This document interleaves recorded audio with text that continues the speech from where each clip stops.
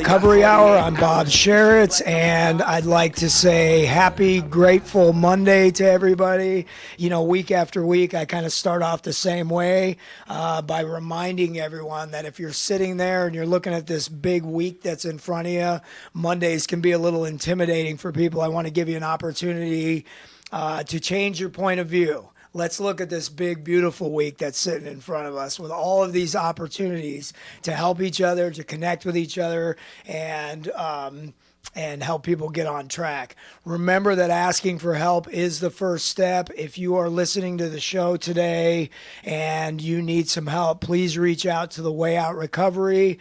We are located on the corner of Plum Canyon and Bouquet Canyon. Our phone number is 296-4444. You can go to our awesome website, which is thewayoutrecoveryscv.com. And again, remember that asking for help is the first step. And if you need the help, please reach out to somebody. If not to us, reach out to somebody, your clergyman, your local law enforcement, your family members, your school teachers, somebody to get that ball rolling so you can get your foot in the doors of recovery and change your life. You know, it's hard for us to do that on our own. And myself and many of the people that work at the Way Out are also in recovery, and it took us asking other people for help in order to change our lives, and we want to pass that on to anybody who's out there. So again, you know, if you need help, please reach out. Today is going to be another wonderful show. You know, we've kind of been on this roll about talking about adolescent treatment. And so last week we had Child and Family Center in here and had a wonderful talk about what adolescent treatment looks like. We're going to continue on that roll. And I want to thank Phoenix House for sending people here today and accepting the invitation to be here. We have in studio with us today Jeanette Barreto, who's the outreach coordinator. Welcome. Thank you. And we have in studio with us today Erik Sherman, who's the director of admissions. Welcome. Thanks. It's good to be here. We have Jennifer over there, but we're not going to put her on. We're not going to put her on blast. Oh wait, I just did put her on blast, right? And what a wonderful organization. You know, everything that I've ever seen or heard about Phoenix House has been great. You guys, I don't know if you still are, but at one time were, numbers-wise, the largest treatment center in the United States, right? And been around for, how long has Phoenix House been around? We've been around since the mid '70s, so it's been quite a while. I think they started in I want to say 69 in New York as a house of, I think, 6 heroin addicts just getting together, living together, and out of that, our entire organization was born. Right. And, you know, an organization that's been around for that long certainly has gotten good at what they do, you know. So real quick before we go any further, can you guys just introduce yourselves? Whoever wants to start. Erik? Sure. So my name's Erik Sherman. I'm the director of admissions at Phoenix House. I've been with Phoenix House for 7 years, and the perspective I bring to the table is that of a clinical social worker. And my name is Jeanette Barreto. I'm an outreach coordinator with Phoenix House. I've been with Phoenix House for a year now. Prior to that, have always worked in community-based type work, providing mental health services, leading teams out in the community, really trying to connect with people to do whatever we can to help support them during usually the most difficult times in their lives. And the perspective that I bring is just outreach. My job is going out, talking about Phoenix House and seeing how we can connect people in need to our services. Well, and so welcome to the show, you guys. You know, Erik knew he was going to be on air. I don't think Jeanette did. I did not. We're like, oh, by the way. So, yeah, thanks for your, I suppose, bravery for sitting down in front of the camera and the mic on such short notice. But when we talk about outreach, you know, one of the things that the Way Out does is we want to be very visible in the community. We have billboards up, we have Facebook, we have Instagram stuff going. We're doing as many talks and events and stuff that we can do in the community. When we talk about outreach, what does that look like for Phoenix House? Yeah, I mean, it's similar, and that's the direction that we're moving in. I think Phoenix House, probably over the last couple years hasn't been as visible out in the community. And so we've really ramped up in the ways that you spoke to, like, online visibility. We've had it out there, but we're really driving it a lot more, especially in Erik, maybe we'll talk a little bit more about our transformation as an organization, especially as we're transforming and going through some changes. We're really starting to up our social media. And also it's boots on the ground right now across the nation. All of our programs are really building in my role so that we can have really that face-to-face contact with other providers, with the community, so that they know, how to connect directly with Phoenix House. So there's this mixture of going out and talking about, our programs through presentations, connecting with other service providers, because the reality is, we're a large organization, but we're not gonna reach every single person, or maybe not be the best fit for every single person who needs services. So we're really building on that network and creating contacts so that we can connect people who are in need with services, whether it's ours or anybody else's. And that's really how the outreach has been over the last year. Well, and I love that you say that, because since we've opened our doors, in terms of connecting with other organizations, and our promise to the community of Santa Clarita is that anybody that walks through our door, whether or not we can serve you, we are going to sit down with you and make sure that you get the help that you need. Make sure that we place you with an organization that is a good fit for you and get you where you need to be. And I think that the face of substance abuse treatment and treatment organizations and the way that we work together is dramatically changing in that way. We get a lot of organizations that reach out, and there's even like Facebook pages that are set up to give feedback on who provides high quality treatment and who provides right? And so in that kind of world where everything is transparent and visible, and social media and everything, it sort of forces everybody to up their game as treatment centers, which I think is cool. Right. Yeah, it's great. And I think you see both the increased visibility that the internet and social media bring, but also as the conversation around addiction changes from this is a problem that needs to be treated by jails. So if you're abusing heroin, if you're even smoking weed, you belong in jail, and then the jail just sends you. You kind of get what you deserve, even if it's a subpar treatment experience. To now, we're more understanding of it as, I think, a nation, certainly as a community. This is a health problem, and as it's a health problem, I'm going to pick the best healthcare provider for me. So it's very different in making sure that whoever needs help has a voice and choice in how they get that help and what fits best for them and their family. Yeah, it used to be. I mean, we've as a nation have gone through many changes in the treatment of addiction, and there was during the war on drugs, I think is when it kind of what do we do about this big problem? And I understand the frustration from everybody's standpoint. And at that time, everybody was in agreement that it's like a zero tolerance. Everybody's going to jail. We won't put up with this stuff anymore. And sort of as a result of that way of looking at it, the last number that I saw was something like 6+ million people in prison in the United States, mostly 80% of them for drugs, right? And so now we're learning that doesn't work. If locking people up and giving them more and more consequences was a solution to addiction, I think people around the world would be lining up to get into the United States to go to our prisons so they didn't do drugs anymore, right? Right. And it just doesn't work. But also in the treatment of, like, let's speak to the treatment of adolescents. It used to be a tough love model.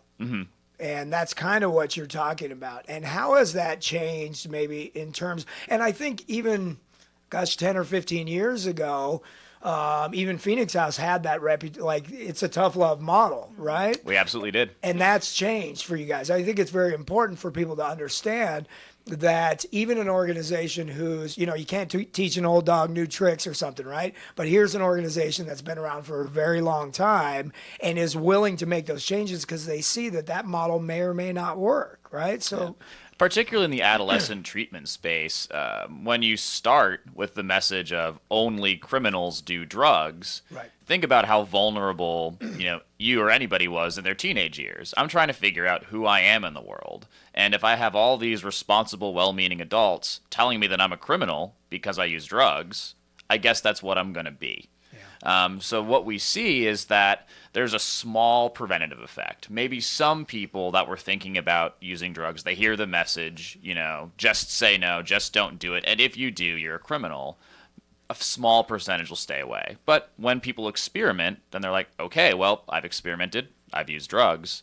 Man, I guess that means this is what I am now. And so you see their behavior, they kind of give up and they increase their substance use. And that's not what we want to be doing. Yeah. Well, I mean, if you look at the criteria for a diagnosis for an addictive disorder, one of the primary criteria is that the inability to stop despite negative consequences.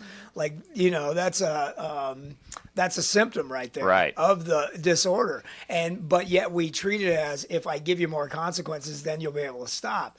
And what we find is that the people who have crossed a line into addiction, whatever that line looks like, that and especially with adolescents, is now it doesn't feel safe for me to tell somebody I have a problem. So it pushes them further into secrecy. Yeah. And addiction loves isolation. The more isolated you are, the more prone you are, whether you're an adult or adolescent, but particularly for adolescents, the more isolated you are, the more prone you are to use. And by saying you're a criminal, there's something wrong, we're going to keep on putting consequences and pile and pile and pile consequences on you. They just feel more and more alone, and they're more and more likely to use. We're making the problem worse, and that's what we saw as an agency. It's like, look, some of these things are actually making the problem worse. Right. So that's when we knew as an agency it was time to start turning that ship to a more, I think, positive and healthy direction, kind of in step with the nation's conversation about drug use as well.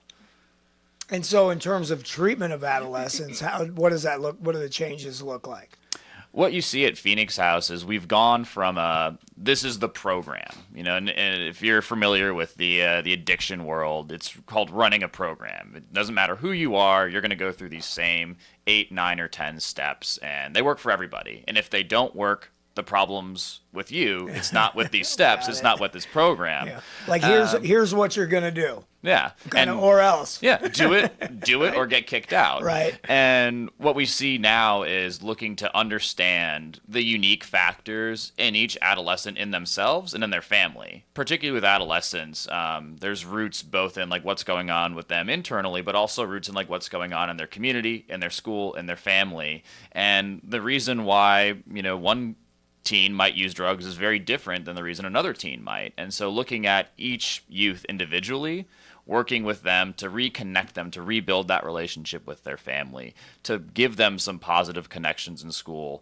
We're doing that much more than, hey, just run this program, follow these rules, do 20 jumping jacks, and then you'll be good. Right. Well, and it has to be individualized treatment today. I mean, we were having a conversation earlier, and I've lived out here since 1976, but I've been providing addiction services and been in that community for about the last 11 years as a professional.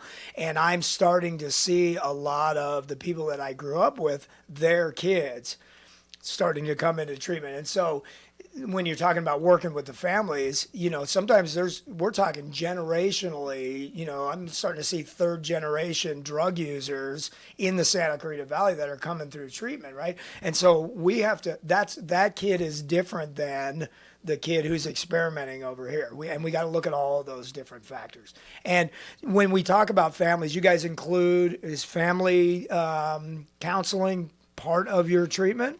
It's an essential part. We couldn't do what we do without getting the buy-in, getting the connection, working with the families, because residential's not this place where you go to for 2 years and come back a changed person. We're moving away from that model.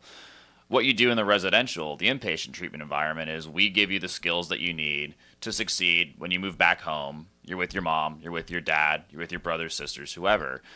So we have to start that family work in treatment so that when you go home 3 months or so later, that you're starting to practice those skills and you're set up for success. And I also think at the very beginning of treatment, one of the ways that we try to kind of connect with families where they're at is by moving towards mobile assessments. And so, I mean, telling somebody, hey, here's an organization, they're really great, they're 20 minutes away from your house, drive in and go get an assessment when this kid's been using, the family's not in the best of spaces, that can become a barrier for them to starting to get into treatment. So what we're doing is sending our assessors out into the community so that they can do mobile assessments, so that they can meet them, at a Starbucks or somewhere out in their community and make that assessment.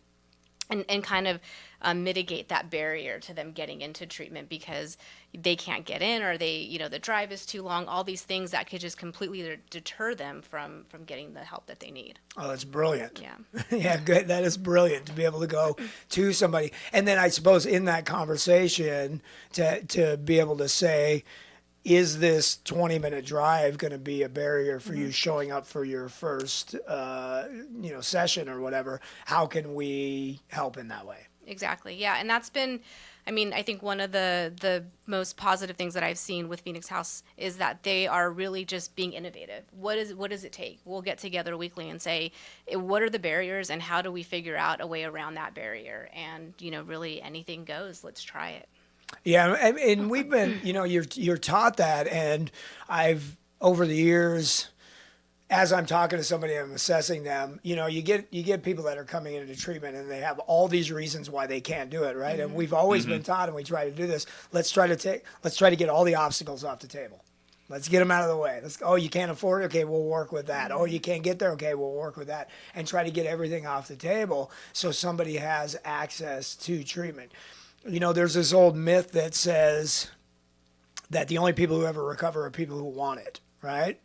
And my experience says that the people that recover are the people that are exposed to it. Right. So whatever you can do to get them in the door and get them exposed to this new way of life, I know that I've heard a lot of people share, and this, and for me personally as well, is that when I got inside the door and I heard hope, that, it's possible to change, and I hadn't heard that in so very long, that sparked something inside me that said, maybe, just maybe I can do this. Right. Maybe I can do it.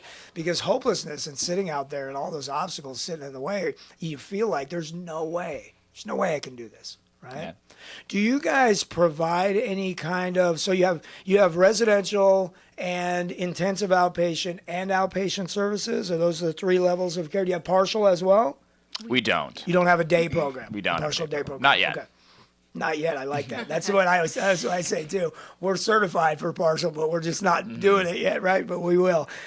Do you provide any kind of transportation in that? So nationally, we're looking at, one of the benefits of being part of a larger organization is we get to kind of leverage our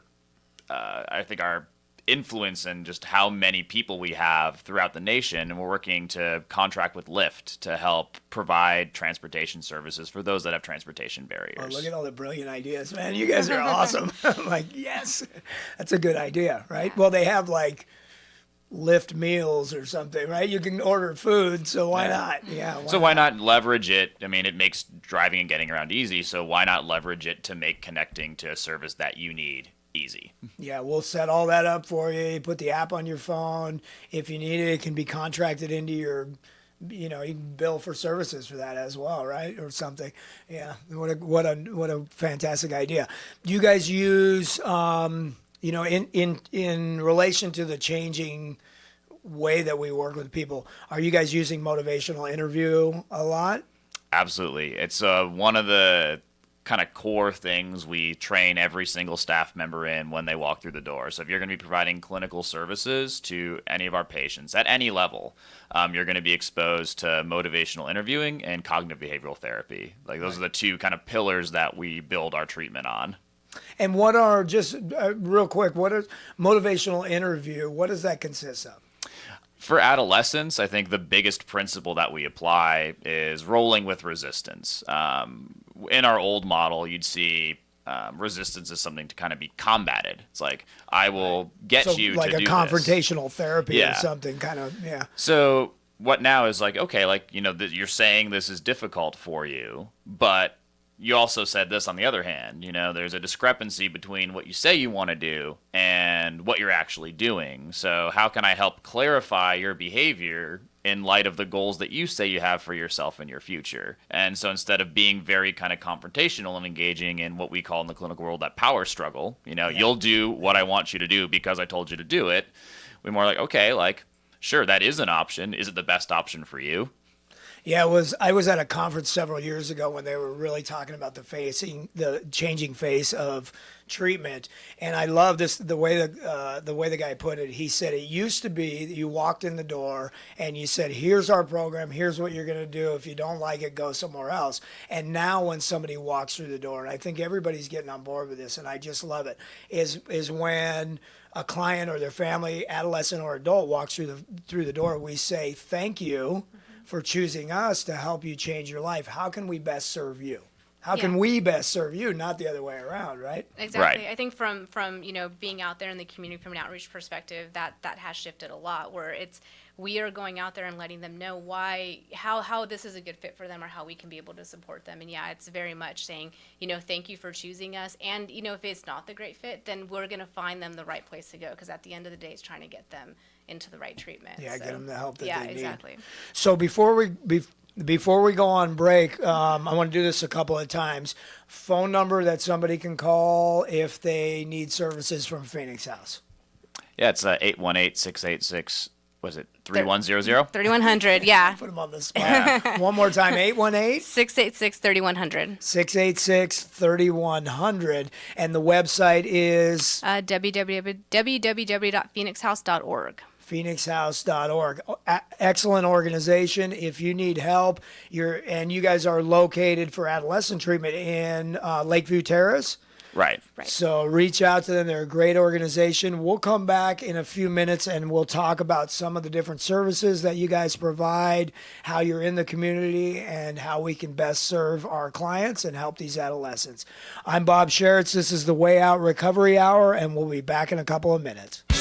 Have you got a young one who's always on the go? Ice Station Valencia has an incredible program. Our Little Tykes hockey program for ages 3 to 6 makes it easy and affordable to introduce your child to the awesome sport of ice hockey. We provide most of the hockey gear for free to get started, including shoulder pads, elbow pads, gloves, and jersey. You'll be amazed at how quickly your child takes to the ice. Call 775-8686 or skate to the net, www.icestation.net. The VIP Grotto experience at the Ivy Day Spa. Your experience begins with a clay facial mask. Then you are painted with a soothing aloe vera shea butter coconut oil body mask. In temperatured chambers, you relax and allow the moisturizing masks to work their magic. Finally, you rinse off in a rainforest shower and finish with a pH balancing mist. Treat yourself to this hydrating and refreshing experience at the Ivy Day Spa. Call to reserve your VIP Grotto experience at 260-1244. It's allergy season again. You've tried it all, yet your sinuses continue to be a problem. Try something different, something holistic, something that will really work. Acupuncture. Kathleen Keneally is Santa Clarita's acupuncture and innate specialist. She's been treating many of your neighbors and their children for allergies, sinuses, headaches, and pain. Find out how acupuncture can improve the quality of your life. Call Kathleen Keneally for a free phone consultation. 252-4100. 252-4100. Acupuncture. It really works. It isn't often when we see a company launch in Santa Clarita and become an international sensation. In 2010, Jen Gerard founded Whitening Lightning in her Valencia kitchen. Now it's a booming international sensation. Leading actresses and international models have switched to Whitening Lightning to avoid the mess, hassle, and sensitivity of other products. Whitening Lightning's simple Dial a Smile kit will dramatically turn your teeth whiter in just 20 minutes. Rediscover how white your teeth can look. Visit whiteninglightning.com. whiteninglightning.com. Your hometown station, KHTS. We fought so hard, now we gotta get back what we lost.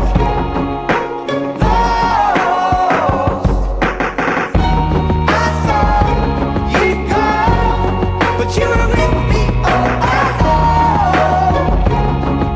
alone.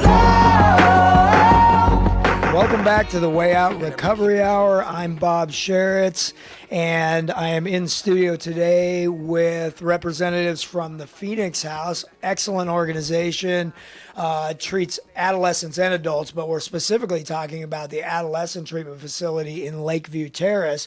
Jeanette Barreto, who's the outreach coordinator, and Erik Sherman, director of admissions.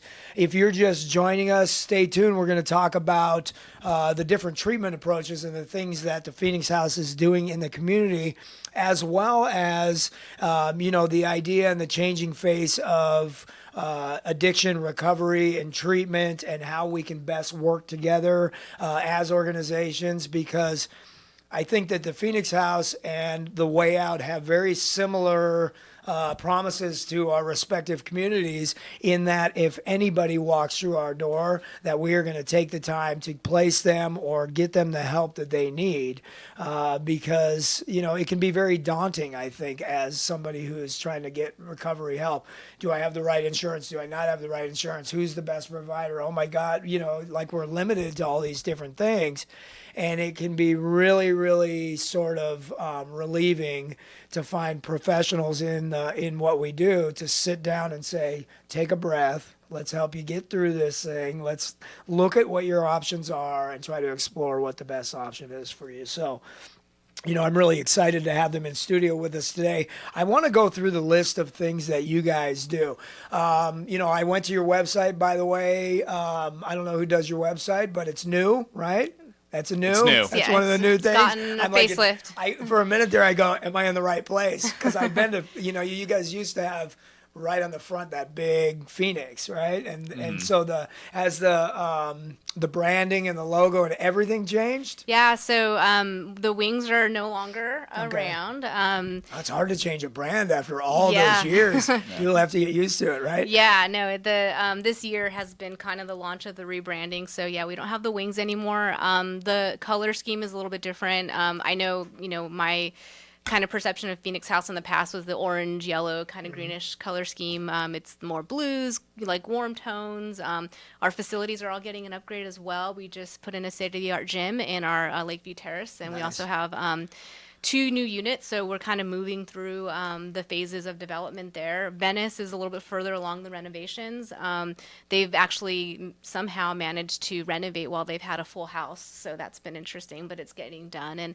And so when you go into Phoenix House, the feel is a lot different than it has been in the past. In Orange County, our programs there are on the radar for the renovations as well. Nice. Yeah. Prevention and education services. What does that look like? You guys provide everything from primary prevention all the way up through treatment and aftercare and intervention, all that stuff, right? What does prevention look like? Absolutely, yeah. We try to provide the full continuum of care. It's our technical term for it. No matter what level of treatment you need, Phoenix House wants to be the place where we can provide it. And it starts with primary prevention. So primary prevention, again, it's our industry term for telling everybody, these are the people that, whether you have or don't have a substance use disorder, I want to give you information about drugs that you need to never get on that risk spectrum, to never start experimenting. So we go for adolescents. That means we're in school health classes talking. So you guys work directly with LA Unified? Yeah, we have area schools. We work with directly LA Unified. We also work with some charter schools as we're starting up to do some of those things for their health classes as well. But mostly in the health classes. Yep. So that's going to be where we find ways, even if it's just an all school assembly, to get that information about both what substances are, some of the risks of certain substances, and then if you're struggling, how to get help. Either if it's one big assembly or through a series of 10 health classes. We give the teachers a bit of a break. We do their curriculum. We come in, we help them out, and they give us their health classes so we can talk about the health effects of drugs. Well, and for the listeners out there, prevention absolutely works. The great majority of kids who are experimenting or thinking about using or are kind of curious about that, the great majority, if they're given the right information, are either never going to use or they're going to experiment and go, whoa, this is not for me, right? And so it's hard to ever get any kind of numbers on how much prevention works, but it absolutely, the more that we can talk about it, So I want to give something to the listeners, is that everybody can play a part in this. If you have young kids at home, it is never too early to start talking about this stuff. And I think that as a recovery community, for us to get the word out there that there doesn't have to be this big stigma about drug addiction, about drug use, about all this different stuff, to try to get people to look at it from a health perspective, you know? Yeah. And what I tell the parents that I work with too is like, look, like your teenage son or daughter is gonna hear about drugs. Your question is gonna be, are they gonna hear it from you first, or are they gonna hear it from their friends first? And we definitely want mom and dad to be the first person that they're learning about drugs from, because the information they get from their friends is not likely to be accurate. Right. And there's always opportunities, you know. If you one of the things I like to tell parents is pay attention to the world around you when you have kids, and look for those opportunities to open up the subjects that most people are kind of frightened to open up about, you know. Let's talk to our kids about sex, about drugs, about bullying, about self-harm, about mental health issues, about things that are really difficult subjects. And there are always those opportunities. You know, I'm a parent. I have 2 young boys, and I think sometimes the general public, the way that I talk to my kids about drugs, just openly, whenever there's an opportunity, I've had people go like, whoa, like you're pretty open with your kids. And I think it's a good idea to do that, you know. Anytime I see, well, for instance, we were somewhere and pulled off on an off ramp, and my boys are in the car with me, and there was like a homeless camp right there on the off ramp, and a guy leaning up against one of the fences with a bottle in his hand and almost falling over. And my son asked me about that, and I said, look, I don't know if there's any connection, but there probably is. His drinking has probably led him to have to live in that cardboard box right there. And we opened this really cool conversation about, because he was confused, because their mom is in recovery and so am I, and they were really confused about that. Wait a minute, you guys are alcoholics and this guy's an alcoholic. Like they didn't, you know. And so I started talking to him about what being in recovery is all about, and it was really neat. And my younger son, he's like, we're driving, and all of a sudden he peeps out of the back seat and he goes, "You were homeless?" You know, it was cool though. You know, we were able to open up this conversation, and I think that's the kind of conversations that ought to be going on with kids all the time. And we're moving more and more towards being able to do that in the schools. I think society has been very afraid of us coming into their classrooms and like giving too much information to their kids or something, right? Yeah, I've seen a lot, like it's been well received in the community. We've had schools reach out to us and ask to come and talk to their teachers during in-service and things like that. And they want to know more, which has been really cool to see. And I've seen even when we've done presentations at parent centers, I've seen parents have those aha moments where you're teaching them about adolescent brain development and giving them more background on like more of the organic kind of piece around addiction, and they're like, oh, okay, that makes sense, like on this, you know, scientific level, and they get it, you know. Right. So that's been really cool to see, just being able to provide them with that education and even the words to use. We do a little bit of even MI tips on how to use that, you know, even at home with your own kids, to get them to talk a little bit more about drugs. Yeah, a lot of the treatment when we get families in between adolescents and their parents is kind of unraveling that the walls that they have between them. You know, the way they're butting heads, those the clashes that they have, and try to get each one of them to give each other some space. Yeah. You know, create safety inside of the home. That's really, really neat to see that happen. Assessments and evaluations. So somebody gives you a call, they walk through the door. How do you attempt to place somebody in the appropriate levels of care, or what do you look for in that? Yeah, so what we use is a tool called the ASAM. It's the Addiction Medicine Society assessment metric, and it looks over 6 dimensions of a person's life. So we're looking at like what's their risk right now of severe intoxication or withdrawal. So if you need detox, you know, if you're having a medical condition because you're here and you're high right now, we know that detox is the place for you. Medically monitored setting where we can make sure that you've got the medical professionals around to make sure you come off of the drug safely. I think it's really important for our listeners to understand that when you come to an organization or you bring your loved one to an organization, that the very first thing that we are assessing for we're watching how they're acting, we're asking some questions, but there are some very primary things that we're assessing for right off the bat, and safety is the number one thing. Are they medically safe right now? Are they going to go into withdrawal? Are they going to do they have any medical issues? And then I think also along with that is suicidality and homicidality and things like that. We will never admit somebody who is too severe for this level of care, and we will immediately get them the help that they need. And so that's the primary part of any assessment right there.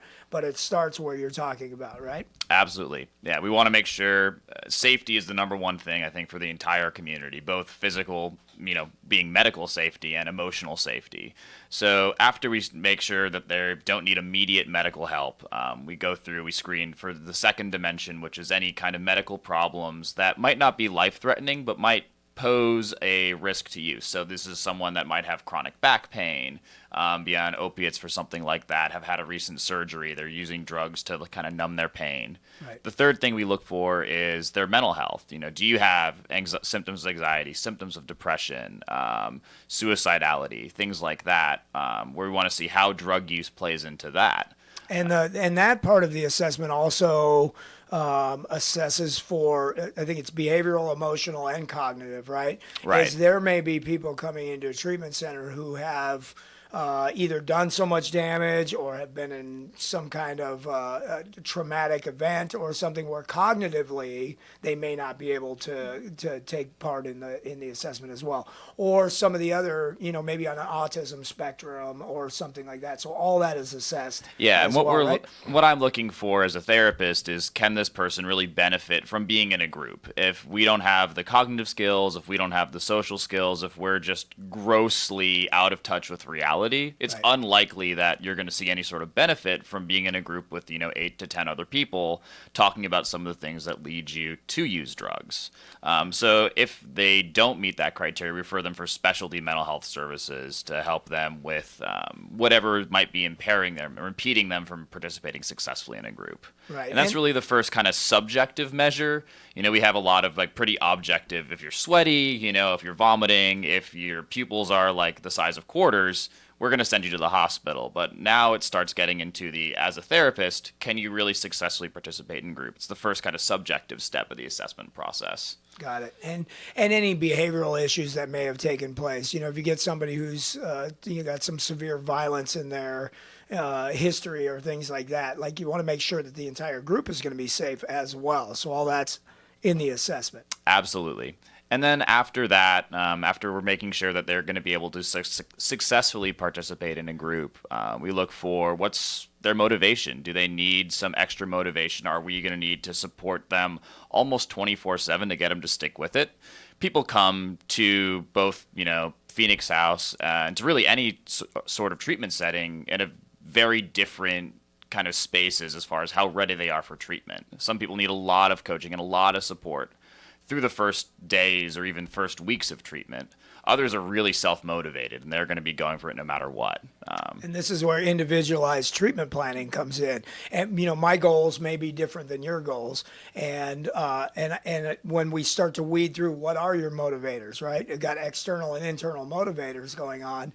We talked earlier about jail or consequences not always being the way to get somebody to get clean or sober. But if you have those going on, let's talk about that. Maybe the goal is, I don't want to go to jail. Okay, let's work with that. Yeah, great. Couldn't agree with you more.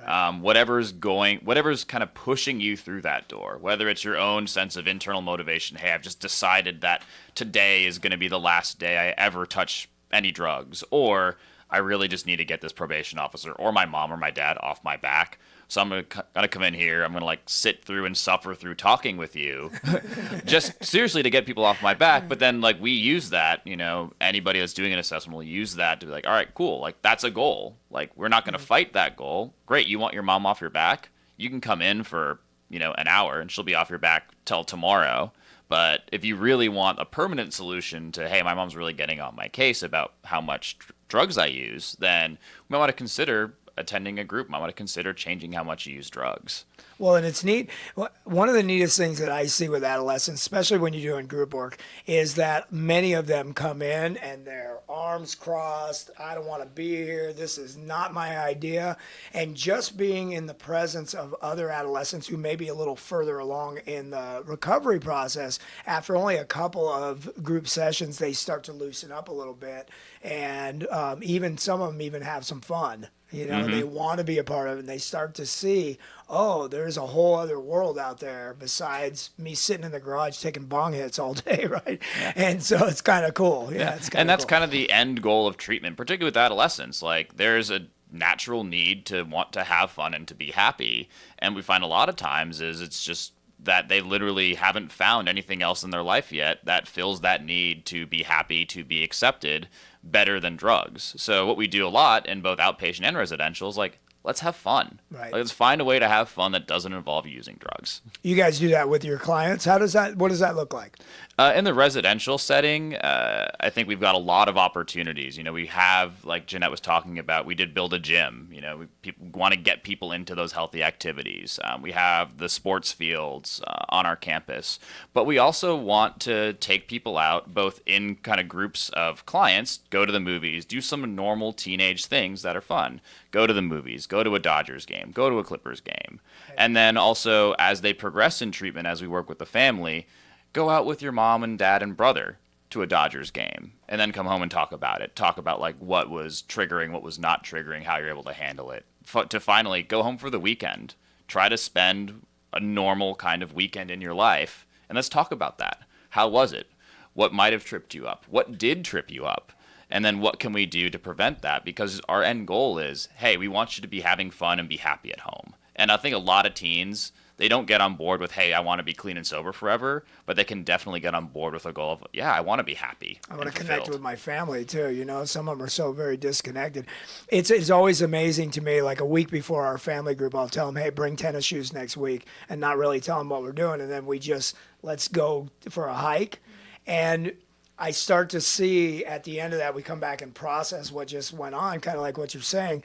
And just to hear them say, God, this area is lacking so much in our interaction with each other. All we've been doing for the last 2, 3, 4, 5 years is talking about how messed up everybody is and what a big problem we have here. And I'm like, so I take them out of these hikes and I go, the only rule I have is we're not going to talk about anything heavy on the hikes. You're just going to just hold hands and walk down the trail or something, you know?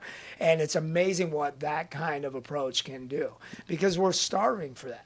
Yeah. Well, and particularly for teens, too, we're still developing our emotional vocabulary as teenagers. So if we're pushing people into, yeah, you got to talk about your feelings all day, every day, and we don't leave space for more normal interaction, it burns them out. Like, they've only got a finite capacity to really start to share. And then they've got to get some time to kind of close themselves back in, like contain themselves and do something fun.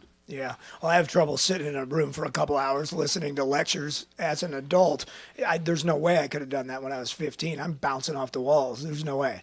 And so we have to be creative when it comes to teen treatment. And we have to, maybe it's not officially like an APG, alternative peer group model, but when we can get them together and start having fun and doing all that stuff, the changes are just amazing. Absolutely. Just amazing. And I'm really, it's exciting to hear an organization that is applying these methods that really, really work. When we come back after this break, we're going to have a couple of more minutes to wrap it up. We'll get your phone numbers out there again and just kind of anything that we didn't have an opportunity to talk about, if you guys want to throw it out there. This is the Way Out Recovery Hour. I'm Bob Sharits, and we will be back in a couple of minutes. Santa Clarita Philharmonic has begun its season of free concerts. The SCP is a non-profit community-based volunteer symphony orchestra comprised of local musicians from throughout the Santa Clarita Valley who are dedicated to providing quality classical music for the residents of the Santa Clarita Valley. Like the Santa Clarita Philharmonic on Facebook or visit santaclaritaphilharmonic.org for more information. Coming soon to the Canyon Santa Clarita. Gin Blossoms, Eddie Money, Chris Christopherson, Timothy B. Schmidt, Petula Clark, Tower of Power, Berlin, Todd Rundgren, Jefferson Starship, John Hyatt, The Spinners, Doc In, Lynch Mob, English Beat, Sinbad, Cinderella's Tom Kiefer, Ricky Lee Jones, Ambrosia, Donovan Frankenreiter, Boogie Nights, and many more. Soulful Sunday brunch every Sunday, country nights on Wednesdays, and they're the perfect place to host your holiday parties and special events. The Canyon Santa Clarita, where music meets the soul. Tickets available through Ticketmaster. Did you know that SCVI has the only international baccalaureate program in our community? That means that students at Santa Clarita Valley International Public Charter School can participate in very rigorous classes run by highly trained and skilled international teachers. They work with kids to become active, compassionate, and lifelong learners. Students with IB diplomas at select colleges can graduate with a full year credit at their university. Schedule a tour today online at scvi-k12.org or by calling 705-4820. Drugs or alcohol abuse can tear a family apart. In Santa Clarita, just like everywhere else, it's an epidemic. The Way Out Recovery is here to help. Call them now at 296-4444 or visit them on the web at thewayoutrocoveryscv.com. The Way Out offers outpatient treatment for adolescents, adults, and family members. The Way Out is compassionate, caring, professional, and confidential. You and your family don't have to suffer any longer. Call the Way Out Recovery now, 296-4444, or visit thewayoutrocoveryscv.com and make an appointment. Asking for help is the first step. Hometown. They're amazing, and every single one of their songs is amazing, except for like one. Your hometown station. We fought so hard, now we gotta get back what we lost.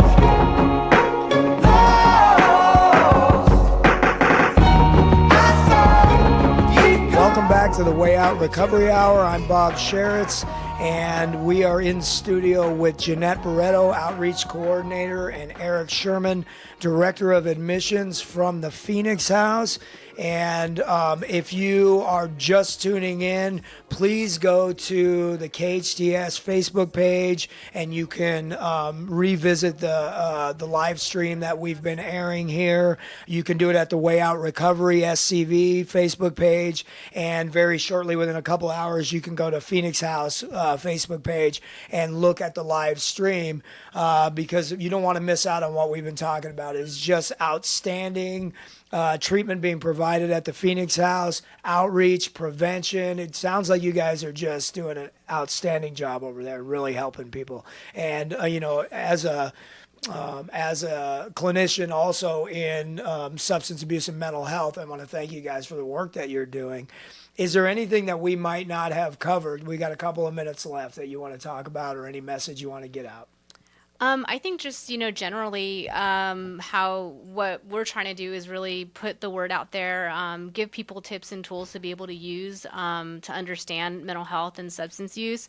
If you text "Did you know" to 41411, every about 2 weeks or so, you'll get a YouTube video sent directly to your phone that'll give you tips from our clinical team. Anything ranging from, sleep hygiene and how sleep hygiene and substance use disorder, anything about nutrition, tips along those lines, you'll get directly to your phone every 2 weeks. Text 41411. Text "Did you know" to 41411, and you will be updated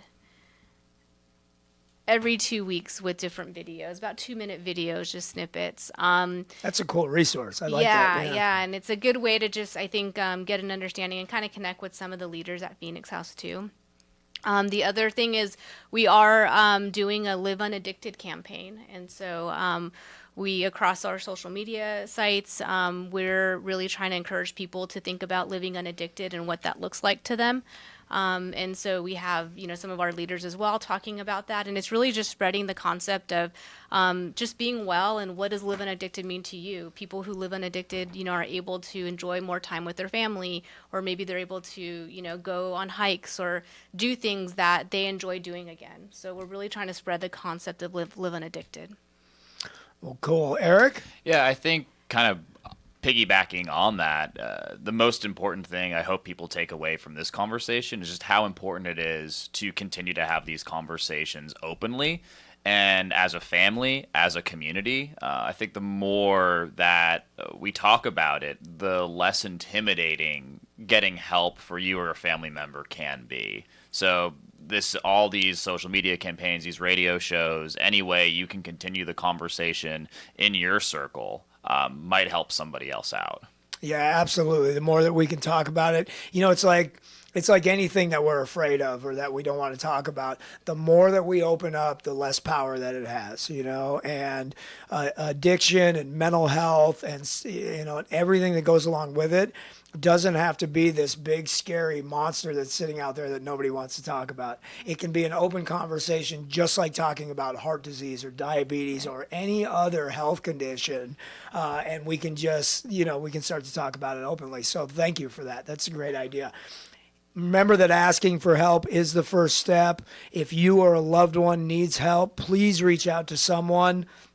The Phoenix House phone number again is 818-686-3100. 818-686-3100. Website?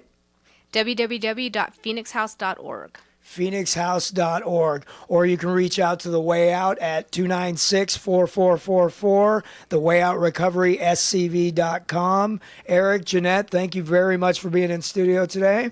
Thanks so much for having us. All right, this is The Way Out Recovery Hour. I'm Bob Sharits, and we will see everyone next Monday.